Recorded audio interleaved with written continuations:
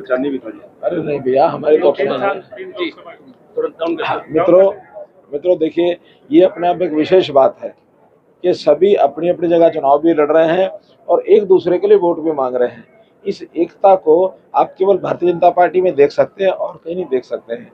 इसलिए यही हमारी ताकत है, यही हमारी स्ट्रेंथ है कि हम सब 10 के 10 लोकसभा के और एक हमारे जो मुख्यमंत्री विधानसभा करनाल से चुनाव लड़ रहे हैं, तो 11 के 11 कमल खिला करके हम 4 जून को मोदी जी की झोली में डालने वाले हैं।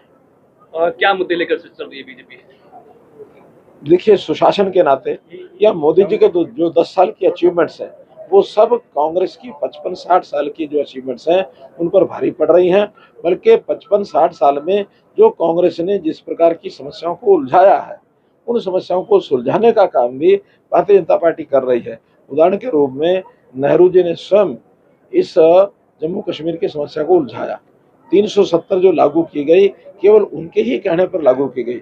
इसको हटाने के लिए हम वर्षों से संघर्ष कर रहे थे, लेकिन मोदी जी, अमित शाह जी की जोड़ी ने 370 को समाप्त करके जम्मू कश्मीर को इस देश का एक अभिन्न अंग बनाया। एक बहुत बड़ी अचीवमेंट है, कहने को बड़ी सामान्य लगती होगी, लेकिन देश के नाते बहुत बड़ी है। अब मोदी जी की सरकार में जो एक नक्सलाइट का गलियारा बना हुआ था, यानी अगर आप देखें तो बिहार, छत्तीसगढ़, झारखंड, महाराष्ट्र, मध्य प्रदेश, ये सब क्षेत्रों के अंदर बीच बीच में गलियारा था।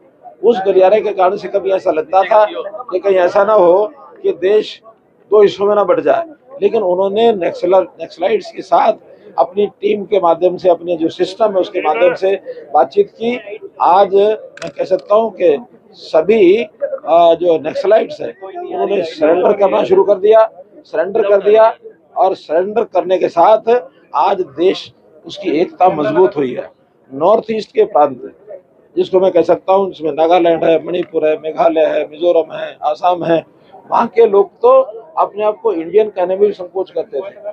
आज सब लोग देशभक्ति का पाठ पढ़ करके और आज वो भारत की मुख्य धारा में आ गए हैं। वहाँ बहुत पूरा विकास भी हो रहा है। मोदी जी, अमित शाह जी बार बार वहाँ जा रहे हैं, और तो और आधे से ज्यादा प्रांतों में भारतीय जनता पार्टी की या तो सरकार बनी है या फिर वह आज मजबूत पक्ष में हम बैठे हैं। तो देश की एकता अखंडता एक बहुत बड़ा विषय है। मनोहर जी, आप भांजे के लिए तीसरी बार सिरसा आए हैं, क्या मैसेज देंगे? देखो, मैं कुल मिला के भारतीय जनता पार्टी के प्रत्याशी के लिए आया हूँ। संयोग से भांजा है और उसको टिकट दी है, तो वो कोई इतना बड़ा विषय नहीं है, वरना आप यही चलाओगे। मामा और भांजा जीत पाएंगे? मामा और भांजा दोनों हमारे 10 के 10 लोग जीतेंगे लोकसभा में, और मुख्यमंत्री हमारे विधानसभा जीतेंगे। मैंने पहले ही कहा, 11 की 11 सीटों पर कमल खिला के मोदी जी के झंडे में डालेंगे। देखने में आता है कि मामा भांजा की बनती नहीं है, लेकिन यहाँ खूब बन रही है। देखिए, वो मामा भांजा जिनकी आप बात करते हैं, वो सदियों की बात हो गई है, और सदियों में ऐसा विषय नहीं है। मामा भांजा का प्यार भी बहुत होता है जब होता है, ठीक है ना। उस प्यार के नाते से जुड़े हुए। जो 3 निर्दलीय विधायक बीजेपी का साथ छोड़ चुके हैं, कांग्रेस को समर्थन दे चुके हैं, अब जो राज्यपाल को भी लिखा गया है, खासकर दुष्यंत चौटाला और कांग्रेस की तरफ से लिखा गया है कि विपक्षी पार्टियां हैं, उनको जो चीजें लिखनी है लिखें, उसमें असर नहीं पड़ता है, क्योंकि उनका जो गणित है 30 और 3 जमा 33 करते हैं। अगर वो फ्लोर पर आएंगे, अगर उसमें से 23 को भी संभाल के रख सकें तो बड़ी बात होगी। ऐसा नहीं है कि वही कुछ कर सकते हैं। हमारे पास भी बहुत से संबंध हमारे अंदर रहते हैं, चाहे वो जजपा के लोगों से हैं, चाहे हमारे कांग्रेस के लोगों से हैं, क्योंकि अभी तो अविश्वास प्रस्ताव लाने की कोई संभावना लगती नहीं है।